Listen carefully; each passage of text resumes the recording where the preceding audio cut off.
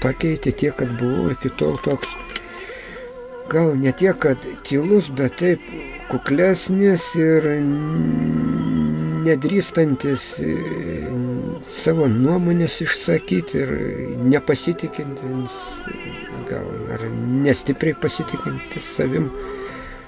Nu, po to pajaučiau savo vertę ir taip, kiek gali ten viduj įvirti savyje, tik nešiot, kad gali tą ir pasakyti ir turi tokią moralinę teisę ir šiaip, kodėl tik kiti gali šnekėti ar ten draskyti akis, o tu negali tai pasakyti.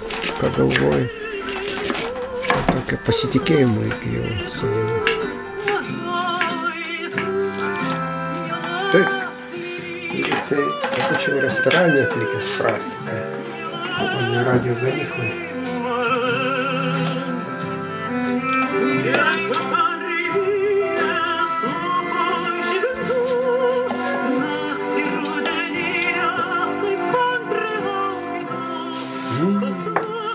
Kada nors bus labiau.